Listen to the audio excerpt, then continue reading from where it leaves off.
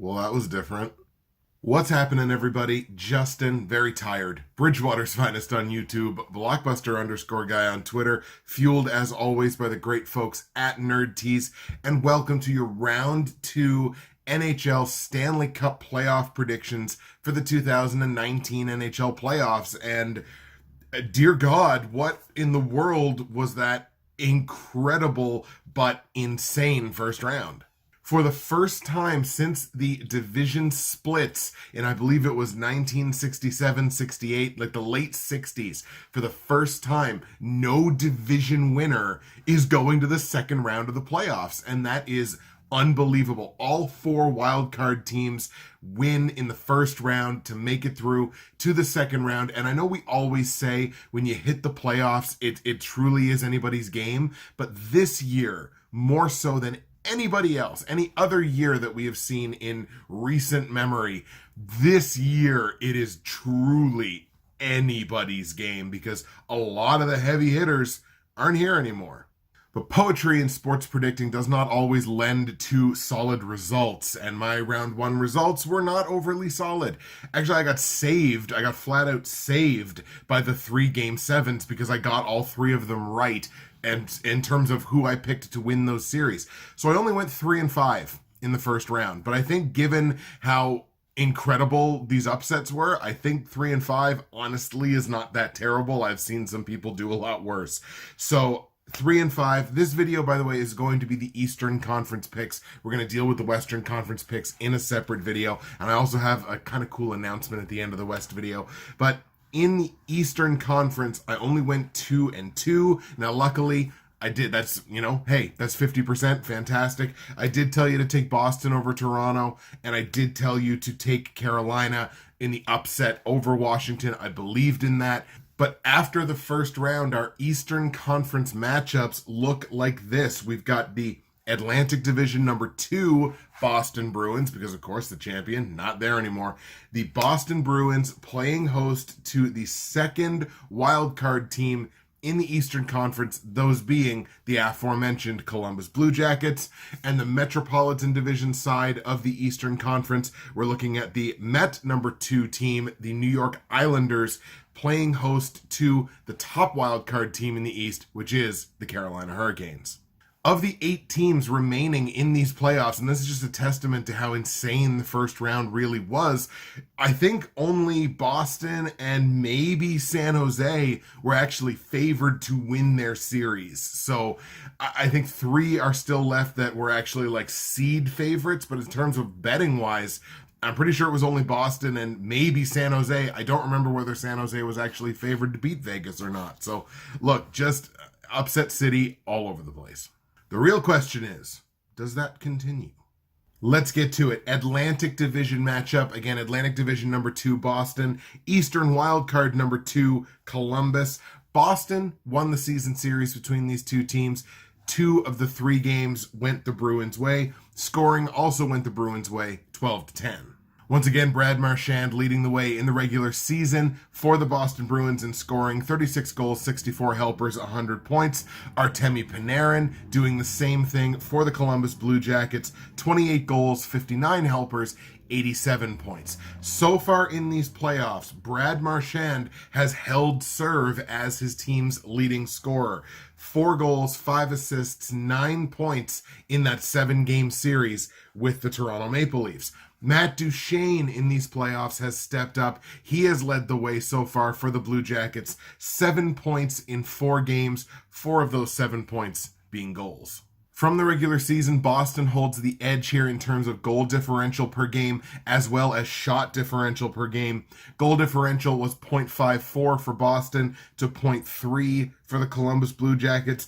Shot differential, a much wider margin here. Boston plus 3.2 shots per game from the regular season. Columbus, no slouches here, plus 2.10 in terms, 2.1 in terms of the shot differential. So both on the happy side of par, Boston just a little bit better from the regular season. We lean into the playoffs here. Columbus has completely flipped the script on the goal differential per game. And that just goes to show how much they truly did dominate Tampa Bay and how John Cooper and the Tampa Bay Lightning had absolutely no answer for them after they came back from that deficit in game one. Columbus plus 2.75 goals per game in the playoffs in that 4-game sweep against Tampa Bay. Boston plus 0.86, so still obviously on the happy side of par there, not quite to Columbus's level from the first round, of course, but also an uptick from the regular season. Where there has been a bit of a change for one side versus the other is in the shot differential. Boston has basically held serve. They're plus 3.4 shots per game. They were 3.2 in the regular season, so they've stayed quite consistent in that regard. Columbus has fallen from plus 2.1 shots per game to minus 2.3 shots per game. It makes sense because they were playing a high-powered offensive team in the Tampa Bay Lightning, and they led for a lot of that series. So, of course, they're going to get outshot, especially late in games, as Tampa Bay tries to mount a comeback. So I'm not totally shocked by that number, but at the same time, you're talking about a team that routinely outshot their opponents in the first round versus a team that was routinely outshot. Based on regular season numbers, this is a battle of the number 3 power play in the NHL versus the number 1 penalty kill. Boston, 25.9% in the regular season, that's number 3. Columbus on the penalty kill, 85%, that was tops in the league.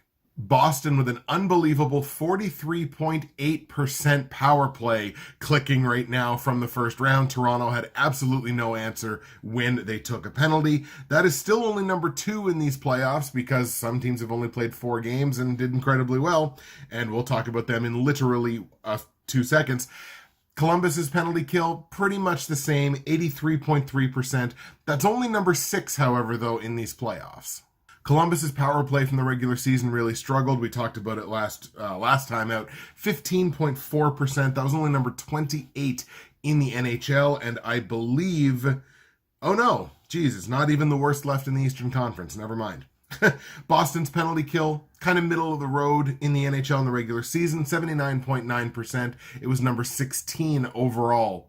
In these playoffs, the Columbus Blue Jackets clicking at 50% on the power play. That is number 1 in these playoffs so far. So 50% power play versus a 43.8% power play.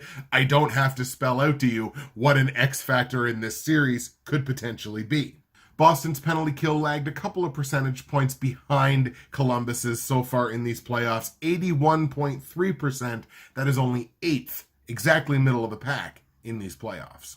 In the round 1 videos, we talked about the analytical side of things. I think I'm going to put that to the side because I do think the analytics numbers did skew things a little bit. But what I do want to look at is I do want to look at the goaltending matchups in this series because, and in every series, because again, it seems like old hat, but it really is true. If you enter the playoffs with a hot goaltender and a goaltender that plays really well in the first round, they can take you a long way.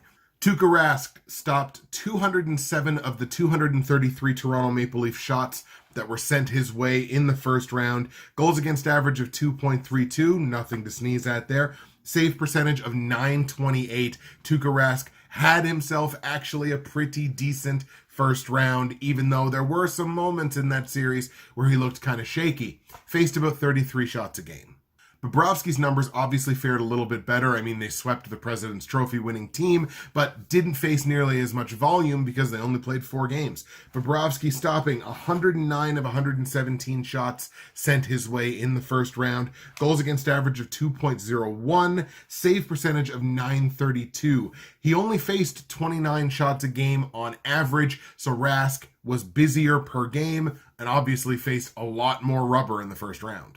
Another X factor to consider in this series, the Columbus Blue Jackets threw the fewest hits in the first round, only 117 hits, about 29 hits a game, which sounds a little bit, it sounds higher than I think what it actually winds up being in practice on the ice. 29 hits per game was only 117 hits. They were also running an insane insane string of luck in that series against Tampa Bay. I think they completely took Andrei Vasilevsky's confidence away from him. They shot 17.6%. This reads to me like a serious market correction. The Columbus Blue Jackets are not that good. And I think Boston's physicality is something that could sort of skew things back in that direction. Boston throwing about 33 or 34 hits per game, so it is more, and obviously they played a 7-game series, so they were a lot more physical, a lot more consistency for a lot longer through that first round. A few days before the Boston-Toronto series ended, I said it on Twitter. I said the winner of this series is going to go to the Eastern Conference Final. I don't feel any reason to waver on that right now. Boston, Columbus, official prediction. I'm going to take the Boston Bruins with home ice advantage. I'm going to take Boston to win this series, beat Columbus, but I'm actually going to take Boston to do it in 6 games, which means they would win the series on Columbus's home ice. Your other Eastern Conference series sees the New York Islanders as the number 2 team in the Metropolitan Division, playing host to the top wildcard seeded bunch of jerks, the Carolina Hurricanes. Season series here was in the favor of the Islanders, 3-1. They also outscored Carolina in that season series 11-7, so looking good for the Islanders. Matthew Barzal, once again, leading scorer in the regular season, 18 goals, 44 helpers, just 62 points. Sebastian Aho leading the way in the regular season for Carolina, 30 goals, 53 helpers, 83 points. Great season for Aho. In these playoffs, Jordan Eberle, remember him? Leading scorer for the Islanders so far, 4 goals, 2 helpers for 6 points. And in a real first round coming out party, especially in that Game 7 last night, Jacob Slavin on the back end for the Carolina Hurricanes has 9 assists in that first round, 9 points. He leads the way in scoring for Carolina. And when I say it was a coming out party, Slavin in Game 7 last night was a +2. He assisted on the first game-tying and game-winning goals for Carolina. He had a pretty darn good season this season. His numbers have been coming up. Folks, I think we might have a superstar on our hands here. Goal differential per game and shot differential per game, pretty well holding serve from the regular season. The Islanders had the edge in goal differential, +0.39 to +0.26. So far in these playoffs, the Islanders, they outscored the Penguins by 2 goals per game in that first round series. And Carolina, I mean, they barely got by Washington. It's +0.14. Basically, I think it was only 1 goal difference. But just like in that Carolina-Washington series, the shot differential per game is a really wide gap. From the regular season, Carolina outshot their opponents by 5.8 shots per game in the regular season. The Islanders were outshot by an average of 2.1 shots per game, also in the regular season. You shift it over to these playoffs, Carolina outshot Washington by 6.3 shots per game. People can say analytics mean nothing, but not necessarily when it carries over into the playoffs, which the shot differential certainly did for Carolina. And the Islanders, they were outshot in that series against Pittsburgh by an average of 1.7 shots per game. The Islanders' poor power play from the regular season, number 29th overall in the NHL, just at 14.5%, has kind of carried over into these playoffs. They're at 15.4%, so clicking a little bit higher, but it's still only 13th in these playoffs of the 16 teams that made it. So the power play still definitely struggling for the Islanders. Penalty kill was pretty good for Carolina in the regular season, 81.6%, was top 8 in the league at number 8 specifically. Has kind of fallen off. Washington was certainly able to take advantage of their opportunities in that first round. Only 75% for the Hurricanes in the first round on the penalty kill. That's only 12th best in these playoffs. On the opposite side, a middling Hurricanes power play from the regular season has also carried over into these playoffs. 17.8% for the Hurricanes in the regular season. That was only 20th best in the NHL, and it's only translated to 12% in that first round series against Washington. The Hurricanes didn't win the special teams battle in that series, still found a way to win it in 7 games.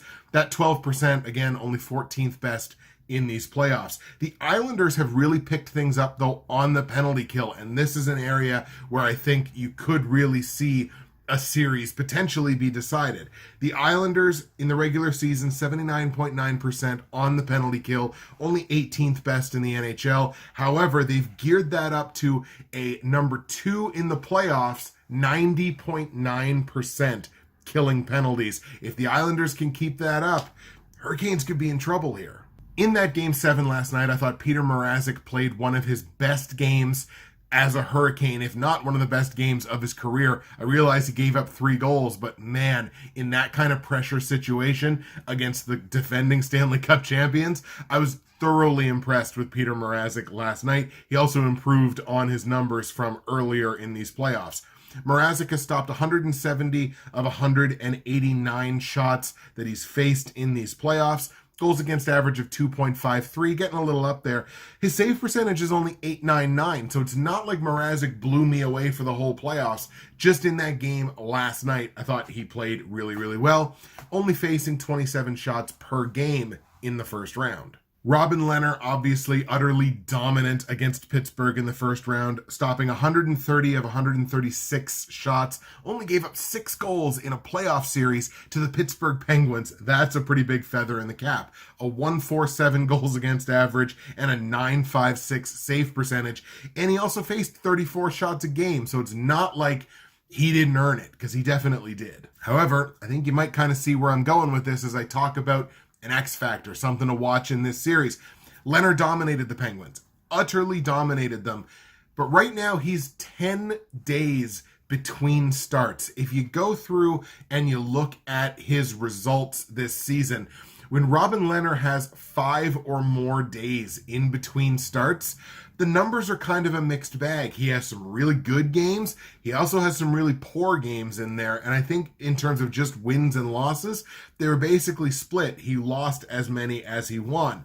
10 days between games. And again, he's facing a Corsi nightmare in this series. It wasn't really a Corsi nightmare in the first round, but a team that routinely outshoots its opponents by 5 to 6 shots a game and playing behind a team that allows itself to be outshot most nights, it could be a Corsi nightmare. It could be one of these things where Robin Lehner, not having a ton of playoff experience, mind you, Robin Lehner might not be able to hold up to that. It's definitely something to pay attention to. After the Islanders really made me eat crow from the first round, I think specifically what I said was there's not a chip on the shoulder big enough to beat a healthy Pittsburgh Penguins team. Well, they did that, and they did that in a big bad way. So after making me eat that crow, I don't know why I'm still not convinced. And even in a series where in the regular season, they handled the team they have to play here in this series pretty, without a ton of resistance in 4 games. But I'm just still not convinced by the Islanders, and I don't know what it is. And spoilers, unless they again have a second really dominating performance, even if they win, it will probably, depending on the matchup, might be tough for me to take them in the Eastern Conference Final. But official prediction in New York and Carolina, I think I'm going to take the Hurricanes, man. I feel like there's something about this team, and again, that whole shot situation, that whole Corsi situation. I said I wasn't going to talk about advanced stats, but I guess I am. That just really sticks out in my brain as like, this is something to worry about. I'm going to take the Carolina Hurricanes. I'm going to take the bunch of jerks to make it to the Eastern Conference Final. My Eastern Conference Final is the Boston Bruins versus the Carolina Hurricanes. I'm going to take the Hurricanes in 7 games. All right, folks, there's the Eastern Conference predictions for round 2. I got Boston on the Atlantic side, and I got the Hurricanes on the Metropolitan side. I'm going to take a little while now, let my voice rest. I just went to a Mooseheads game last night and cheered my face off, so you know what? I'm going to let this rest for a little bit. I'll be back later on today with my Western Conference Series predictions for the second round. Thank you so much for watching. Nerdtease.ca, all that good stuff. We'll see you a little later.